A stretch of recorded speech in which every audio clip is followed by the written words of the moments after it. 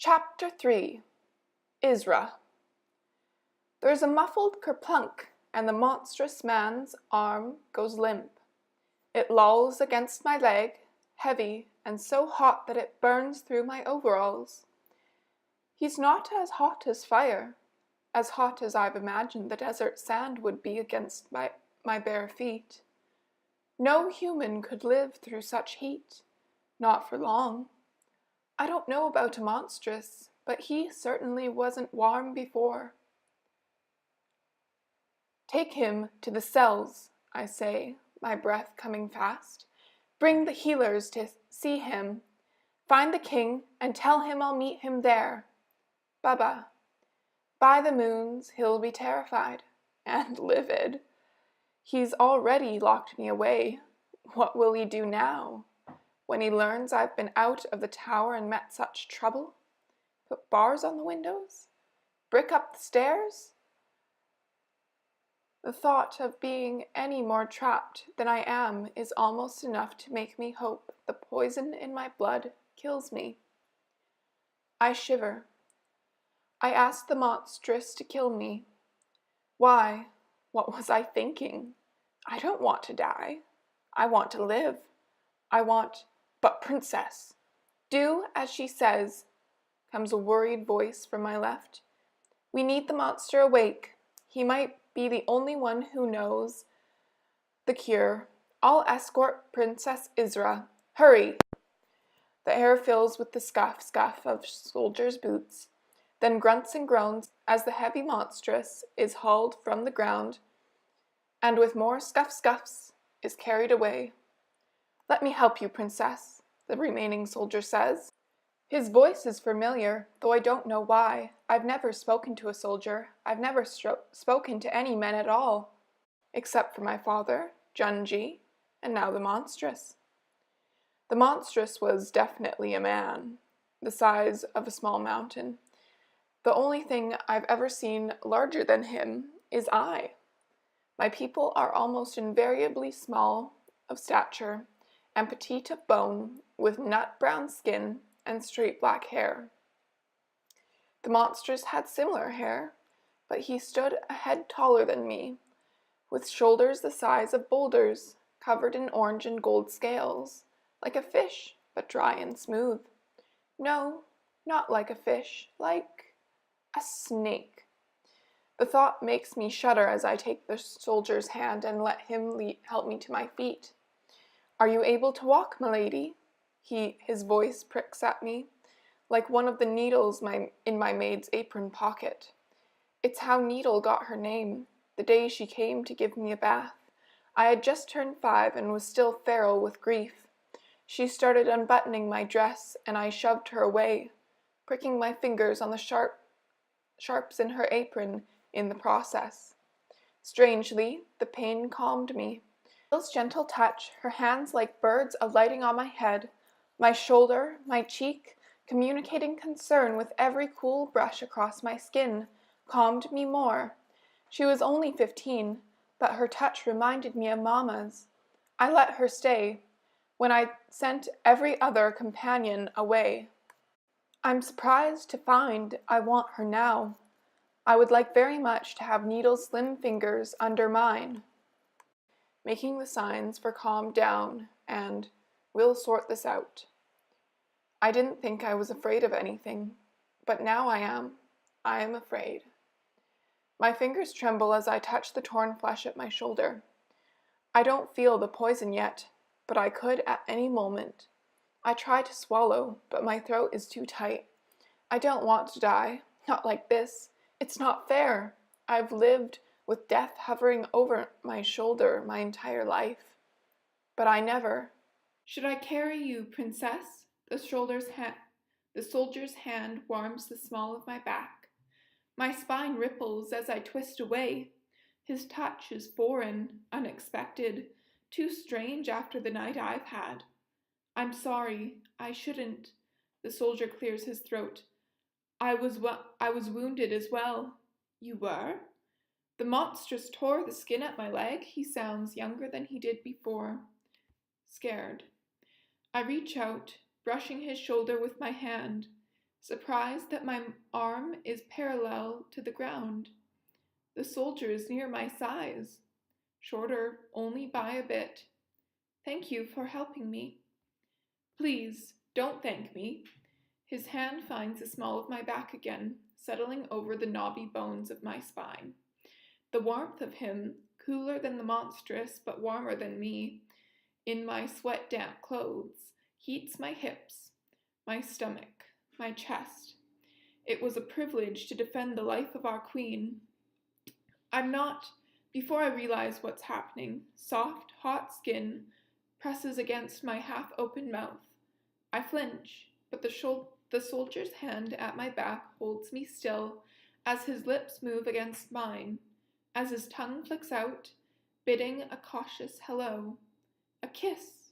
This is a kiss. It is slipperier than I'd imagined. His tongue is a tongue. Who would have thought? A part of me wants to laugh at this soldier and the jabs of slick muscle invading my mouth, but another part of me is fluttering. Something stirs inside me. Something urges me to tilt my head and move my lips, to dart my own tongue out, quick as a wink, for a taste. Salty, sweet, hint of cabbage, something familiar in the midst of all the unfamiliar feelings that are making my skin warm and my insides as hot as the monstrous man's mouth. I pull back, heart beating too fast. We should go to the cells. The monster might have revealed the cure. We should, but if we die tonight, no one's going to die, I say with more confidence than I feel. Come with me. I start down the path, but stop after only a few steps. I've never been to the cells. I've never dared go that deep into the city proper. I hold out a hand. Guide me. Hurry. Yes, my lady. A second later, his arm is under mine. It's strong and densely muscled, but the bare skin at his wrist is as soft as all the skin I've felt in my life. Much, much softer than mine. This soldier is a whole citizen of Yuan. So why did he kiss me, a tainted girl? Too tall and too wide, with skin peeling from the chest down in a frustrated attempt to reveal the scales that lurk beneath the surface. I'm obviously not sufficiently tainted to be sent to the Banished camp, but even the slightest sign of mutilation is reviled. From what I've overheard, a whole citizen would rather die than marry someone with monstrous features, no matter how mildly they might manifest. He's hardly thinking marriage. He's thinking he's going to die, and yours might be the final lips he encounters. The thought banishes the last of the tingling sensation from my body, expelling it like a fishbone. I lift my chin, holding my head high as we move swiftly towards the city proper. I do my best not to think about dying with the taste of this stranger on my lips. Dying. If I'm dying, I'll never get the chance to tell my father that I have dreams that live outside the tower, to confess how much I need something more. Tears fill my eyes, but I don't cry. I sip in a breath and hold the air in my lungs. The soldier pats my rough hand with his softer one. My name is Bo. I'll stay with you until the healer comes. My father would want that. Your father? Junji, he says, his voice dipping and sliding on the last part. That's why he sounds familiar. Junji's son. My father's spoken of me? No, I didn't know he had a son. Oh, the word is a stone plunking sadly into the water.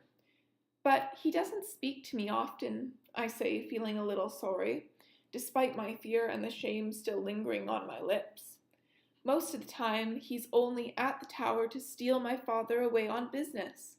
Yes, the king, He sighs, a pained sound that sets fretful things stirring in my stomach. What about the king? Nothing, he walks faster. Your wounds need treatment. No, tell me. What were you going to say?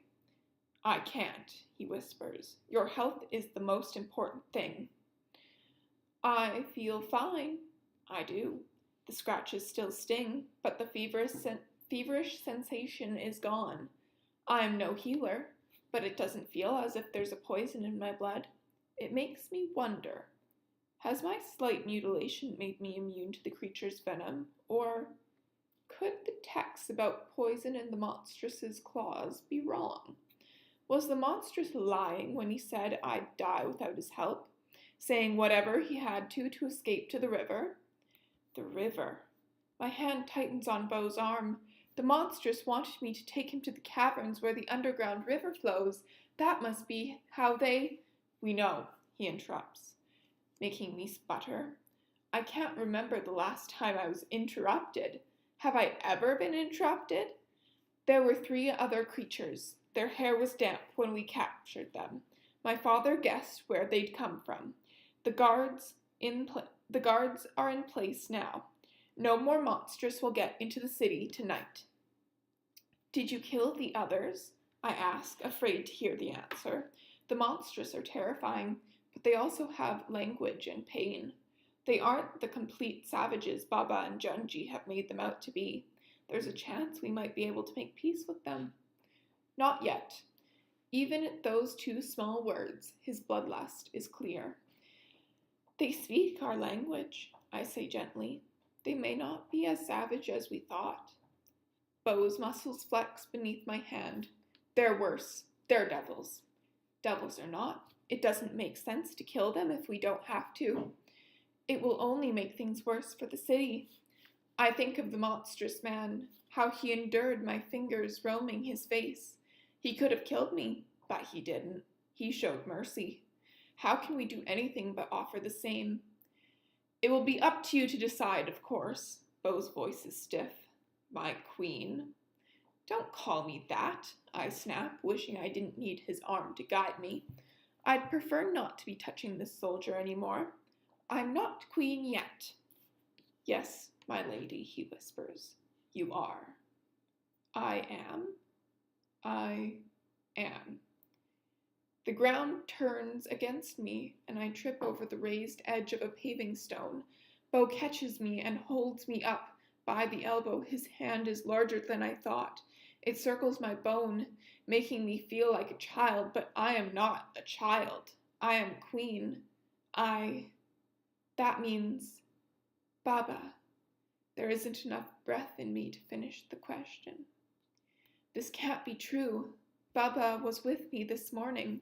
We had breakfast together, sat on the balcony and talked about the harvest festival and made plans for private celebration after his duties in the city center were finished. He agreed to allow Needle to make him a hat for the party. He laughed, one of his rare, light laughs, and asked me to play him a song on the harp. He was so alive. He has to be alive. It was the Monstrous, Beau says. The king was walking the path around the lake. One of the creatures surprised him and his guards. All 5 of his men were killed. And your father. The Monstrous. My mouth is too dry. My lips have gone numb. We captured them not far from the court cottages. There was blood on its hands. It laughed when it learned some of it was the king's. Blood. Baba's blood. My Baba. My Baba is dead. The monsters have killed him. Now I am alone, and I am queen. Queen, so much sooner than I ever thought I would be queen. And there is nothing left for me but pain. We'll kill them. I dig my fingers into Beau's arms. All of them. I'll do it myself.